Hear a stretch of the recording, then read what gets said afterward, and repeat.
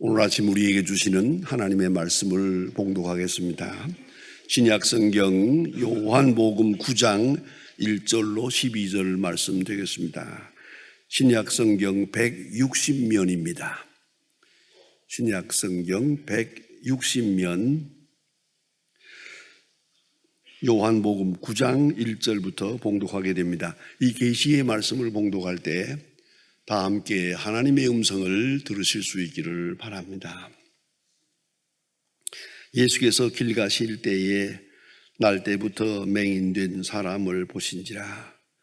제자들이 물어 이르되 라삐여, 이 사람이 맹인으로 난 것이 누구 죄로 인함이오니이까?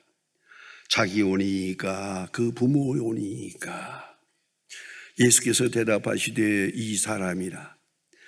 그 부모의 죄로 인한 것이 아니라 그에게서 하나님의 하시는 일을 나타내고자 하심이라. 때가 아직 낮음에 나를 보내신 이의 일을 우리가 하여야 하리라. 밤이 오리니 그때에는 아무도 일할 수 없느니라. 내가 세상에 있는 동안에는 세상의 빛이로다.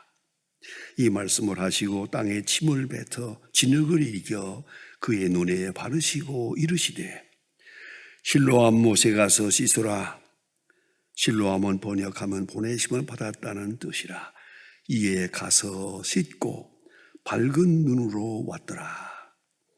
그 이웃 사람들과 전에 그가 거린이인 것을 보았던 사람들이 이르되 이 사람이 앉아서 구걸하던 자가 아니냐.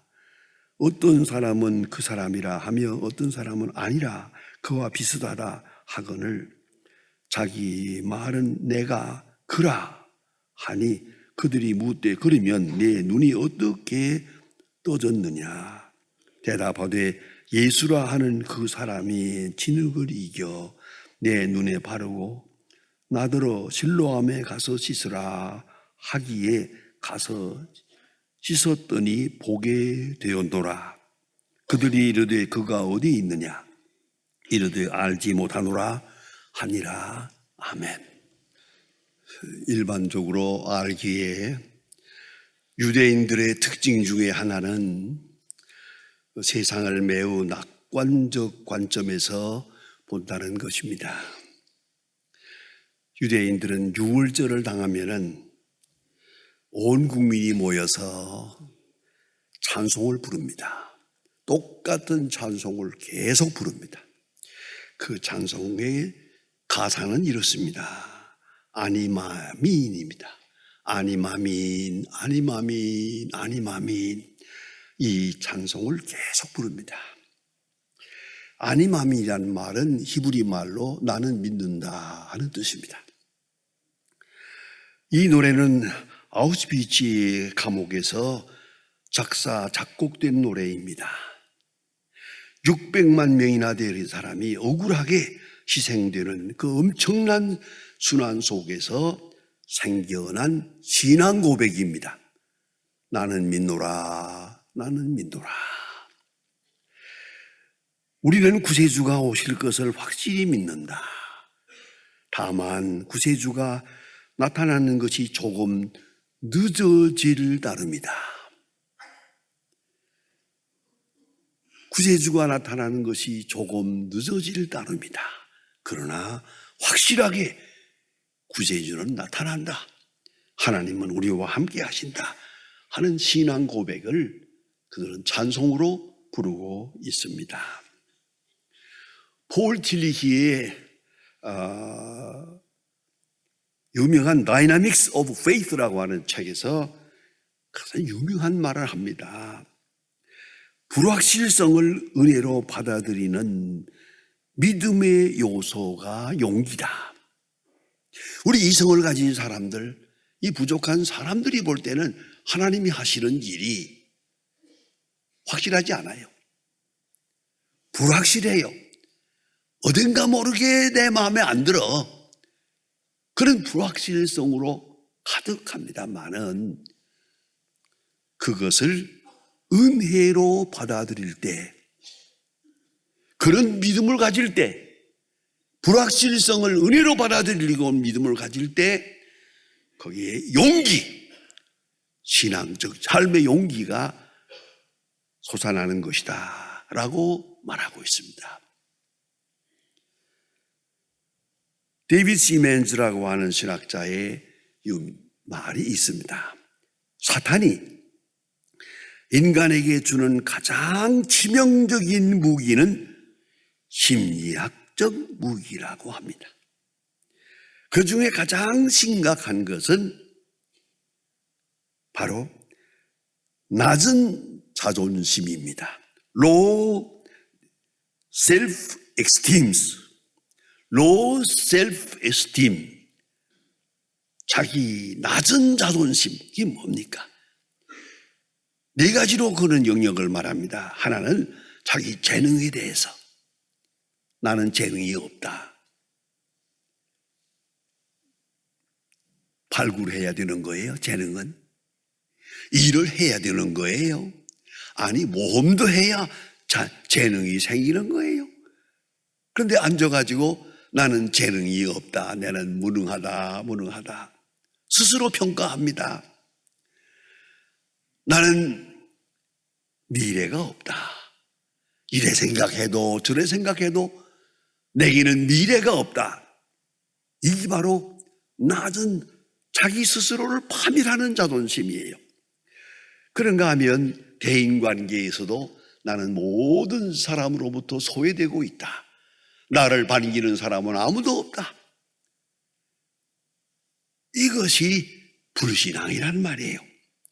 그런가 하면 하나님의 사역에 대해서도 하나님이 하시는 일은 멀리 있고 나의 현실과는 아무 상관이 없다. 이렇게 자기 자신을 소외시키고 있다는 것입니다. 이 low self-esteem, 낮은 자존심이 바로 불신앙이란 말입니다. 이것이 하나님의 은혜를 파괴하는 것이다. 이렇게 말하고 있습니다. 오늘 본문에 나타난 말씀이 있습니다. 이것은 아주 여러분 성경에서 보시는 바와 같이 가장 소유된, 완전히 소외된, 버려진 한 인간의 모습이 나타납니다. 왜요? 장님으로 태어나서 나이 40세 때까지 구걸하며 거지로 살았습니다. 이 사람의 일생을 어떻게 평가해야 합니까? 장님으로 태어나서 40세가 될 때까지 배운 것도 없고 아무 사람에게도 도움을 받지 못하고 거리에 나서서 살기 위해서 구걸하며 한평생을 살아왔습니다. 그럼 이제 묻습니다. 이 책임이 누구에게 있습니까? 책임도 모르겠고요. 왜 이런 일, 나는 이렇게 돼야 하는지 그 운명도 알 수가 없어요. 부모의 죄입니까? 본인의 죄입니까? 그것도 모르겠어요. 내게는 어떤 미래가 있다고 생각합니까? 이 장님에게 아무 미래도 상상해 볼 수가 없어요. 그런가 하면 과거에 대한 후회도 없습니다. 이것이 이 사람의 모습입니다. 그러나 오늘 본문에 나타난 중요한 핵심은 뭐냐면 하나님이 하시는 일입니다. 이 사람을 통해서 하나님의 하시고자 하시는 일이 있었다는 것이에요. 특별히 이 사람을 통해서, 이런 사람을 통해서도 하나님이 하시는 일이 있다면 우리 모든 사람들 하나님의 하시고자 하시는 일이 어찌 없겠습니까? 이 사람을 통해서도 하나님이 하시고자 하시는 일이 별도로 준비되어 있다면 여러분 하나하나가 하나님 앞에 어떻게 얼마나 소중한 사명자인 것을 잊어서는 안 됩니다. 하나님께는 이 사람 소중한 존재입니다.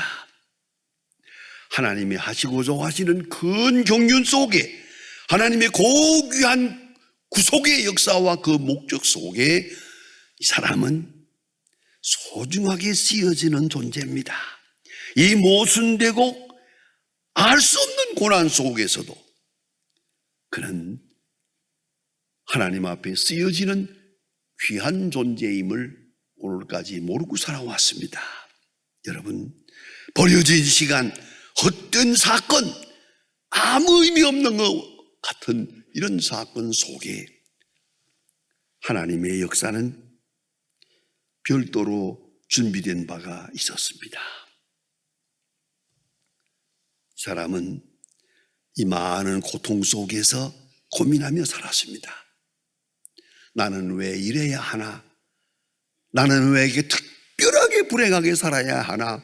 왜 이렇게 어두운 생을 살아야 하나? 그러나 이 사건 때문에 그는 그리스도를 만납니다.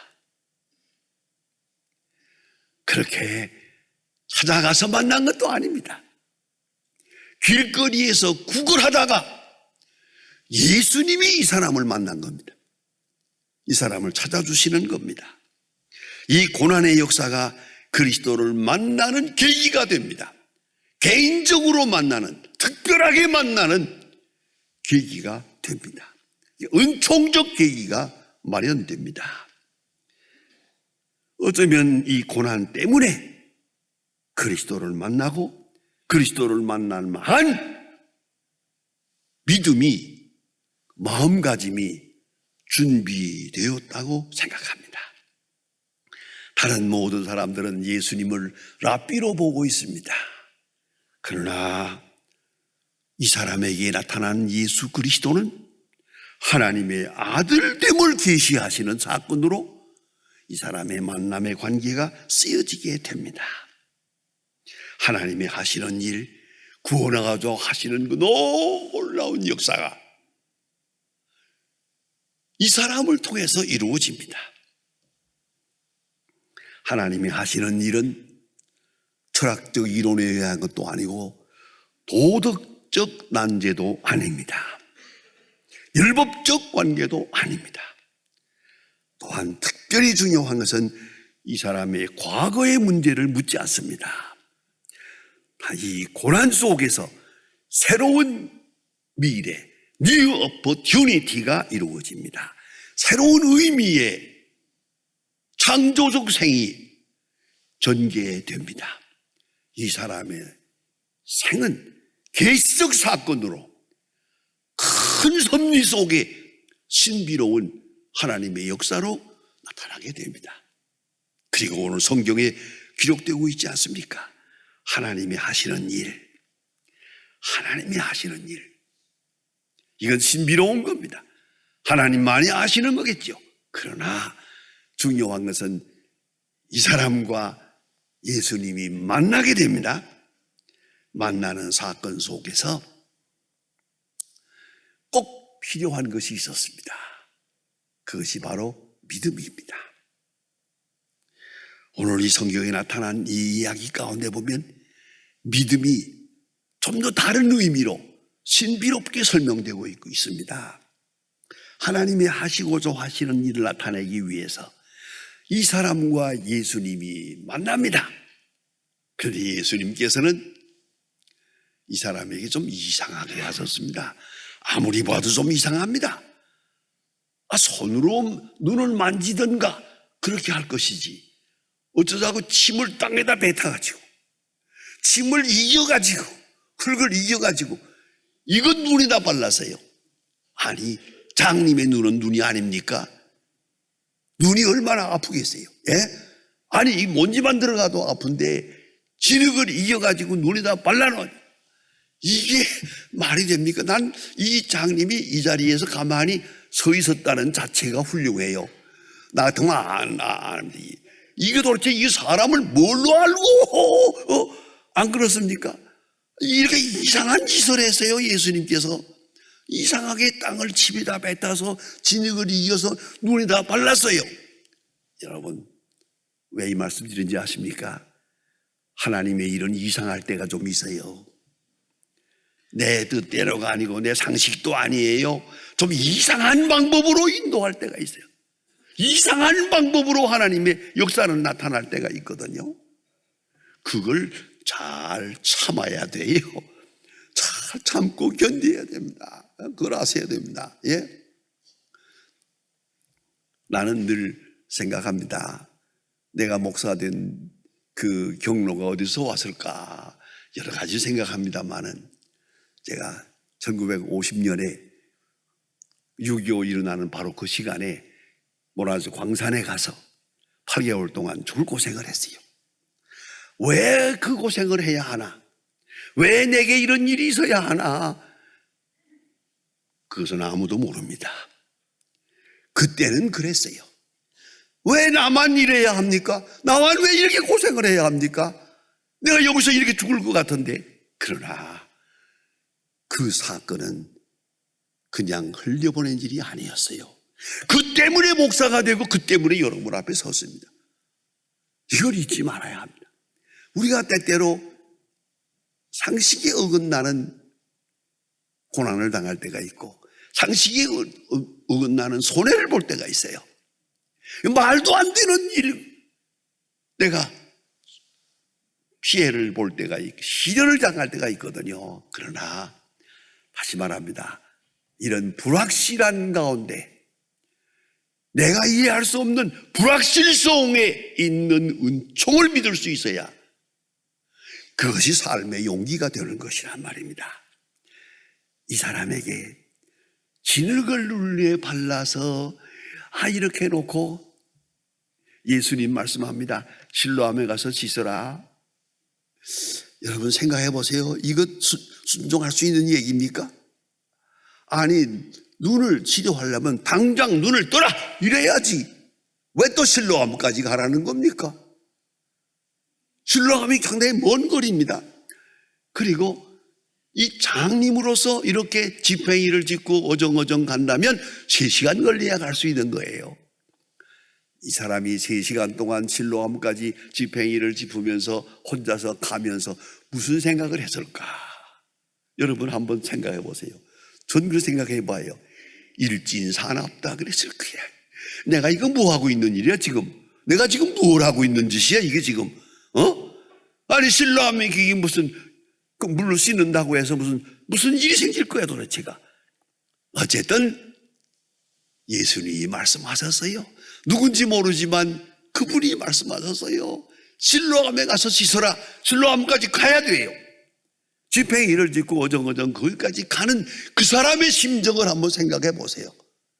이게 바로 불확실성의 속에 있는 은총을 믿는 거예요. 실로암까지 가서 자기 손으로 실로암 연못에서 물을 떠서 눈을 씻었더니 눈을 뜨는 거예요. 여기서 이제서 비로소 왜 이런 일이 있어야 했는지 다 해답이 되는 거예요. 그 옛날의 슬픔, 옛날의 고통, 40년간의 고통이 그 많은 수수께끼가 풀리는 거예요. 이 사건으로 내가 예수님을 만났다. 이 사건으로 내가 은총을 체험했다. 모든 사람이 경험할 수 없는 특별한 은혜를 나는 입었다 라고 깨닫게 됩니다. 뿐만 아니라 오늘 본문에 더 신비한 것은 레이프 에펙트입니다. 후속 결과입니다. 당장 이루어지는 게 아니고 3시간 후에 이루어지는 겁니다. 그가 믿음으로 순종하고 실로암까지 가야 됩니다. 실로암까지 가서 씻어야 눈을 뜰 수 있는 겁니다. 후속 결과, 레이트 에펙트 아주 중요한 겁니다. 때때로 우리는 좀 조급할 때가 많아요. 언젠가 한번 책에 그런 얘기 있었대요. 여러분 가정에 가서 서랍을 열어보세요. 먹다가 만 약봉지가 많을 겁니다. 여러분, 의사가 약을 줍니다. 요거는 하루하루 시간 맞춰 먹으면서 사흘을 먹어야 됩니다. 그래요. 그러면 사흘 먹어야 되는 거예요. 더구나 항생제는 사흘 후에야 바로 효과가 나니까요. 오늘 먹는다고 당장 효과가 나는 게 아니거든요. 근데 그 사흘을 참지 못해서 안 먹고 서랍에 넣어놓은 거 수두룩하잖아요, 지금. 이것이 잘못이에요. 여러분, 실로암까지 가서 씻어라! 그 먼 길을 혼자서 지팡이를 짚고 어정어정 가는 거예요. 그 믿음이 대단한 믿음이에요. 씻고 나서 눈을 뜰 때 비로소 내가 왜 이러해야 했는가? 모든 수수께끼가 풀리는 거예요. 하나님 앞에 감사하게 됩니다. 이것이 바로 오늘 본문의 주제입니다. 하나님의 하시고자 하시는 일은 예수님을 만나야 하고 또 말씀하는 대로 순종해야 합니다. 당장 효과가 없더라도 주시는 말씀대로 불확실성을 참고 순종에 들어가면 저 끝에 가서 내가 왜 이러해야 했는지, 내 현실이 왜 이러해야 했는지 다 설명이 됩니다. 그는 36절에 가서 보면 예수님을 만납니다. 눈 감았을 때 만난 예수이기 때문에 예수님을 보고도 못 알아봅니다. 그래 예수님 앞에 와서 비로소 주여 그가 누구신지 오니까 내가 믿고자 하나이다. 예수님을 앞에 놓고 내가 그를 믿고자 하나이다. 예수님께서 내가 그러라. 그때 이 사람이 간증을 합니다. 주여 내가 믿나이다. 그 믿나이다 하는 말 속에 무궁무진한 진리가 있어요. 크고 놀라운 신앙 간증이 있어요. 내가 믿나이다. 주님이 나를 구속하심을 믿나이다. 내가 왜 그동안에 40년 동안 장님으로 살아야 했는지를 믿나이다. 하나님의 하시는 일이 나와 함께 하심을 믿나이다. 이 사건을 통해서 그는 주님 앞에 가고 있습니다. 신비로운 역사입니다. 여러분, 우리가 당한 현실이 어떻습니까? 왜 이래야 하나? 왜 나만 이래야 하나? 왜는 내게는 이런 일이 있나? 더 이상 묻지 마세요. 도덕적인 책임도 묻지 않고 누구 때문이라고 생각하지도 마세요. 모든 사건을 통해서 하나님의 하시고자 하시는 일이 그 속에 있습니다. 신비롭게 새겨 있습니다. 그 일이 이루어지기 위하여 우리는 주님을 만나야 하고 그 일이 이루어지기 위하여 우리의 깨끗한 믿음, 불확실한 가운데 순종하는 믿음 있을 때 하나님의 하시고자 하시는 일은 오늘 나타날 것입니다. 내게 나타날 것입니다. 그때 주님을 찬양하게 될 것입니다. 기도하십시다. 하나님 아버지, 우리는 많은 고난을 당할 때도 있고 아지 못하는 시련을 당할 때가 있습니다. 왜 내게만 이런 일이 있어야 하는지 그렇게 탄식할 때도 있습니다만은 오늘 성경 말씀을 통해서 우리에게 말씀하신 대로 나면서부터 시각장애자로 태어나서 40년 동안을 거리에서 거린으로 산 이 사람의 생애, 그 비참한 생애 속에도 하나님의 하시고자 하시는 일이 있었음을 보았습니다. 주여 원컨대 우리의 생애 속에 하나님의 섭리와 경륜이 있고 은총이 있음을 알게 하사 때때로 납득이 가지 않는 많은 불확실함 속에서도 조용히 순종하며 주의 음성을 듣고 주의 말씀을 따라가는 중에 위대한 역사를 창출하게 하시고 하나님이 하시는 일이 내 안에 있었음을 깨닫고 주를 찬송하는 하나님의 사람들 되게 하옵소서. 예수님의 이름으로 기도합니다. 아멘.